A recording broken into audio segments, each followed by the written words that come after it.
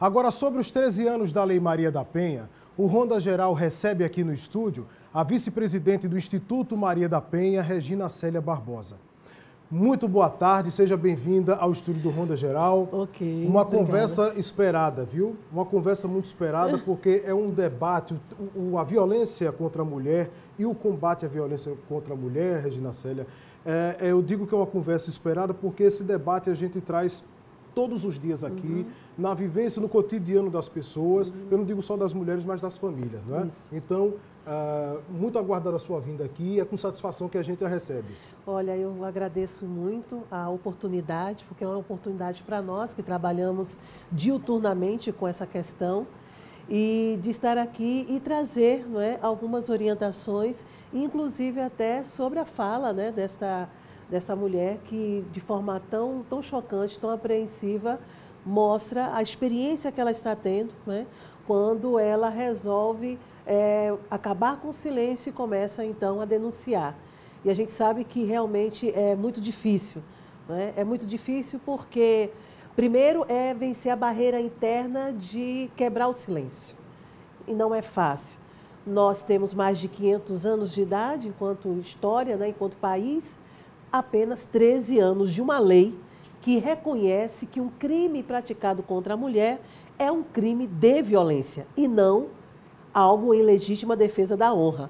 Então, você sabe que não é fácil essa transição entre uma legítima defesa da honra e uma violência que é punida com rigor pelo Estado, né? Não é muito fácil. Não é muito fácil para a aceitação dos homens, né? E não é muito fácil para também as mulheres, né? Você está aí numa relação, né, de peso e medida entre dominação versus submissão. E aí, quando nós, enquanto defensoras e defensores dos direitos, né, à cidadania, aos direitos humanos, no enfrentamento à violência contra a mulher, a gente quer tirar esses dois pesos da balança e caminhar para uma ideia de equilíbrio, de harmonia familiar e social. Então, a gente tem que trabalhar desconstruindo a dominação, desconstruindo a submissão, para poder garantir uma vida de paz, uma vida que tenha qualidade, não é, de existência, não é? Uma vida saudável, de felicidade familiar. E não é fácil. Não é? Pois é. Regina Célia, agora me diga uma coisa. Eu estava pontuando na abertura do programa que, por dia, cerca de 44 pedidos de medida protetiva de urgência são requisitados ao Tribunal de Justiça de Pernambuco. A gente trazendo essa média por dia, a gente calcula a gravidade dela diariamente, por mês e anual. E, infelizmente, o resultado que a gente vê de tantos episódios, descumprimento de medida de proteção, não é? A gente hoje falando do aniversário da Lei Maria da Penha, e principalmente, eu digo, quando a gente fala de Lei Maria da Penha, a gente fala da Lei Maria da Penha como um avanço, é muito pouco para o que ela representa. É pouco para o que ela representa e para a importância dela. Mas o que é que acontece em relação ao cumprimento dessa medida por parte do nosso aparelhamento público, que muitas mulheres ainda recorrem a esses órgãos, mas tem que recorrer à principal ouvidoria da sociedade, que é a imprensa, para gritar e pedir socorro, porque não está sendo ouvida. Na sua visão, na visão do Instituto, o que é que acontece onde há falha ainda? Veja, a recorrência à mídia é um canal que, para nós, é extremamente profícuo, é extremamente vantajoso e é o que a gente espera. A gente espera que a mídia, cada vez mais, possa estar presente, porque nós não podemos desconsiderar, não é, o poder, a força relevante que tem, seja no caso de violência contra a mulher, seja no caso de corrupção, de qualquer outro. Um Estado sem uma comunicação, não é? Que possa ser equilibrada, que possa ter a responsabilidade de denunciar as negligências e os descompromissos, não é? É um Estado que está fadado ao fracasso. Nessa perspectiva, a gente observa que, como eu falei anteriormente, são mais de 500 anos de uma história, não é, de machismo e patriarcado, onde cometer um crime de violência contra a mulher não era um crime, era algo em legítima defesa da honra, né? Então, observe que isso era um processo geracional, de pai para filho, de filho para filho, né? Então, a gente observa que, quando a Lei Maria da Penha chega em 2006, ela chega em 2006... E ela imediatamente, você está como forma de lei, então imediatamente ela apresenta o quê? Um declínio não é, considerável de violência. Por quê? As mulheres começam a denunciar. Em 2007, então, é levantada a discussão sobre a constitucionalidade da Lei Maria da Penha. Essa discussão durou 6 anos. Por quê? Em fevereiro de 2012 é quando, finalmente, o Supremo Tribunal decide de que a Lei Maria da Penha é uma lei constitucional, sim. Então, você observe, durante este período de 6 anos, volta-se às práticas, não é, de banalização da violência, inclusive pelo judiciário, não é, que trabalhava com a ideia de mediação, trabalhava com a ideia de conciliação, mas como conciliar depois de 20 anos de agressão? Como conciliar após 30 anos de agressão? Então, a retomada das forças da Lei Maria da Penha começa, na verdade, em 2012. Então, em 2012, a gente vai ter o caso, em 2008, a gente tem o caso Eloá, e o caso Eloá, então, começa a trazer uma discussão dessa violência, não das relações daqueles que estão estáveis, né? Mas já no namoro. Então, a gente já está começando a falar aí de relacionamento abusivo, né? Então, começa a se falar do relacionamento abusivo e da eficiência das medidas protetivas. Bem, a letra da lei, a Lei Maria da Penha, ela é ótima, ela é a 3ª melhor lei do mundo, considerada pela ONU. A primeira é da Espanha, a segunda é do Chile, a terceira é do Brasil. Mas qual é a grande questão? Aqueles que aplicam a Lei Maria da Penha estão presos ainda à legítima defesa da honra. Eu dependo, não é? Observe, eu dependo que você, que outra pessoa compreenda a dinâmica de um crime que acontece em ambiente doméstico ou por uma pessoa de íntima relação de afeto. Reconheça que existe a violência psicológica, e não é fácil. Uma mulher que vai denunciar violência psicológica e violência moral numa delegacia, ela leva quase 2 horas para poder convencer aquele agente de que aquela violência, que não tem marcas aparentes, né, ela é algo que deve ser registrado numa ocorrência, né? Aparentemente, o que se reconhece é a física e ainda perguntando em que momento foi, como foi, quando foi, tirou o exame de corpo de delito ainda precisa de algumas correções, não é? E que, porque muitas vezes no auto do processo é questionada, aquela parte é dela mesma, então se ela só tira a foto da região em que ela foi agredida, muitas vezes o advogado de defesa diz, mas esse braço é dela mesmo? Esse local é dela mesmo? Então a gente tem que orientar o legista a tirar a foto inteira, do corpo inteiro da mulher, para mostrar que aquele membro possui aquela mulher e que foi agredido. E a senhora falando da necessidade de se entender a violência contra a mulher por outras perspectivas e a demora do Poder Legislativo até entender, avalie isso a chegar como norma no atendimento inicial para a mulher que é vítima de violência. Exato. Então, a medida protetiva é a violência psicológica, moral, a física, a sexual e a patrimonial. Então, uma medida protetiva, ela precisa de uma avaliação daquele agente, né, que passa por um viés subjetivo também, para que ele possa expedir. No que ele expede, né, o autor da violência, ele precisa ser notificado, ou seja, ele precisa assinar. Se ele sabe que ela entrou na delegacia e denunciou, quando ele sabe disso, muitos escapam, começam a mudar de residência para que o oficial de justiça não o encontre. Porque ela só vai estar segura e ele só vai estar ciente depois que ambos assinarem e tiverem com a medida protetiva. Percebe? Então, existe uma dinâmica aí que é complexa, mas não é difícil de executar. Não é difícil a execução. Daí a grande importância da mídia. Se a mídia, ela traz esses critérios como uma pauta, como vocês estão fazendo aqui, relevante para que toda a população, não é, possa conhecer, então, quando aquele autor de violência, ele foge, alguém já tem que estar, olha, ele não está aqui, mas ele foi para a casa de fulano e o oficial de justiça tem que ir até lá. Se as pessoas ocultam, se as pessoas dizem assim, eu não sei quem é, eu não vi, então demora. Então a mulher, ela está o quê? Vulnerável, né? A outra questão é que, como você falou, a importância que ela tem ainda é lenta. A gente ainda tem problemas. Temos problemas. Porque temos problemas em que as pessoas reconheçam que aquela mulher está sendo vítima de violência.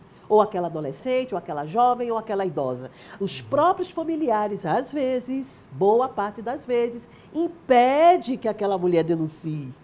né? E dá várias recomendações, e uma das recomendações vai passar um tempo na casa da tia fulana no interior do estado ou em qualquer outro estado, né? Do país, em qualquer outro lugar do país. Então, a vítima ela é cercada de conselhos e conselhos. Não é? E que muitas vezes, aí passa na televisão que uma mulher estava com 8 boletins de ocorrência, por exemplo, como foi o caso daquela cabeleireira lá em Belo Horizonte, que estava com 8 boletins de ocorrência e foi assassinada diante das câmeras ali, mostrada para todo o Brasil. Ali trouxe um recuo muito grande.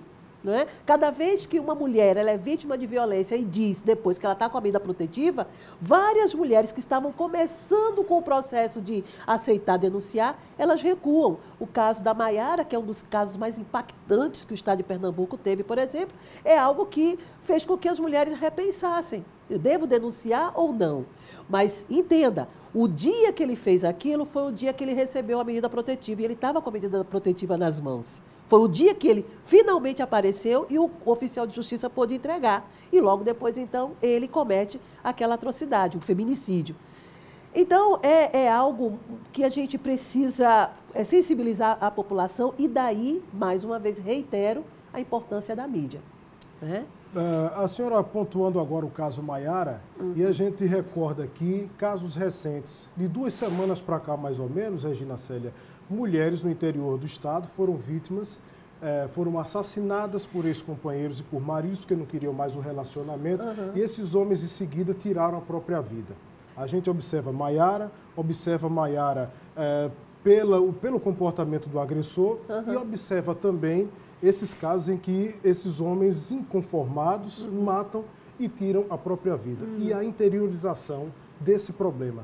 Como isso tem sido frequente no interior do estado. Exato. Isso é preocupante também em relação ao atendimento que é prestado, de como o poder público chega junto dessas mulheres no interior também, não é verdade? Exato. Olha, a rede de atendimento, que é algo de responsabilidade do poder público, tem como ponto de partida ou porta de entrada o Centro de Referência e Atendimento à Mulher.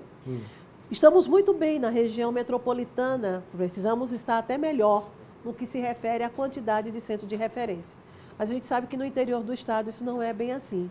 É uma política pública que depende, por exemplo, de uma atenção especial por parte dos prefeitos ou prefeitas. Percebe? E é algo em que você tem que ter 3 profissionais. Uma operadora do direito, uma psicóloga e uma assistente social. Naquele momento que a mulher entra, ela estando sob ameaça ou ela estando em dúvida se vai denunciar ou não, é o centro de referência que vai dar todas as orientações psicológicas, jurídicas e da assistência social àquela mulher. Nenhum processo, não é, de encaminhamento à denúncia de uma violência pode passar sem a presença do centro de referência, que tem que ter um diálogo direto, uma via de acesso bem objetiva com a delegacia. Tá? Um centro de referência, por exemplo, no Clarice Lispector, tem aqui o Márcia Dangremont, uma mulher, quando ela vai ser ouvida, que a gente chama de escuta qualificada e humanizada, é de 1h30 a 2 horas. Há 3 profissionais olhando para ela, escutando, anotando, com toda a paciência, com toda a tolerância, porque elas compreendem a sensibilidade e a vulnerabilidade que aquela mulher está. A partir dali, ela recebe todas as orientações na sua especificidade. E ali a mulher, então, vai decidir, vai denunciar, porque ela precisa saber, uma das grandes coisas que as mulheres querem saber quando elas denunciam é o que acontece depois da denúncia. O que acontece não só com ela e a família, mas o que acontece também com ele. É a grande preocupação. E isso é um jogo aberto. O processo iniciado só pode ser finalizado agora diante de um juiz. Ela já não pode mais retirar a queixa. Né? Porque antes, até 2012, ela poderia retirar. Hoje não. O processo segue. Por quê? Porque é um crime de ordem pública. É um crime de competência do Estado. Esse autor de violência, ele não vai violentar apenas aquela mulher. Se ele parte para um outro relacionamento, vamos ter outra mulher vitimizada, outra família, não é, que vai estar refém da violência. Muito bem. Eu quero trazer um canal de atendimento aqui, que é o Centro Clarice Lispector, o Centro de Referência da Mulher. Nós temos um número aí, por favor, na página, eu queria que soltasse, é o número 0800, de atendimento de domingo a domingo. Mas, enquanto isso, como procurar o Instituto Maria da Penha também, para muitas mulheres que nos procuram diariamente. A senhora não tem ideia, Regina Célia, de quantas mulheres nos procuram diariamente. Os canais oficiais de comunicação da emissora e também no canal pessoal, em rede social pessoal. Por favor, me ajude, como é que eu faço, como é que eu devo fazer? Pronto. Nós temos no Instituto Maria da Penha, nós temos atendimento @institutomariadapenha.org.br. Esse é o atendimento direto lá com Fortaleza. E temos o IMP Social, IMP Social, @institutomariadapenha.org.br. E temos também o meu e-mail, que eu também faço o atendimento aqui em Recife, é regina@institutomariadapenha.org.br. Ali nós vamos dar orientações às mulheres vítimas de violência ou familiares, tá? É importante que as pessoas, quando enviar o e-mail, já lá no título, já diga diretamente o que é, porque aí a gente vai dando celeridade a dar orientação. Verifica se no município ou no estado, né, que a gente recebe de todo o país, né, se tem algum local em que a gente possa fazer o encaminhamento, e a partir daí é muito bom que a mulher depois nos dê o feedback, tá? Ressaltando, Moab, que nós temos o 180, que é um canal onde a mulher ela pode registrar a denúncia, a violência, não só por parte do autor da violência, mas também se ela foi revitimizada institucionalmente, porque às vezes existem agentes, alguns servidores que não estão sensíveis o suficiente para atender melhor aquela mulher, e ali no 180 ela pode fazer o registro. Muito bem, 180, que é um canal nacional para todo o país. Exatamente. E o 0800, por favor, aí novamente, do Centro de Referência Clarice Lispector, que esse é para o Recife. 0800 201 0107. Regina Célia, muito obrigado. Obrigada também, pelos esclarecimentos, muito obrigado pelo apoio que se leva também a mulheres vítimas de violência e outros familiares também, porque não é somente a mulher que está inserida nisso, é a família toda. Eu só queria registrar também que o 180 está em 16 países, onde as mulheres brasileiras que se encontram lá podem, via internet, procurar e fazer também o seu registro. Muito bem. Obrigada. Muito obrigado e até a próxima. Recebemos Regina Célia, vice-presidente do Instituto Maria da Penha, aqui no Ronda Geral, para falar dos 13 anos da criação da Lei de Proteção à Mulher.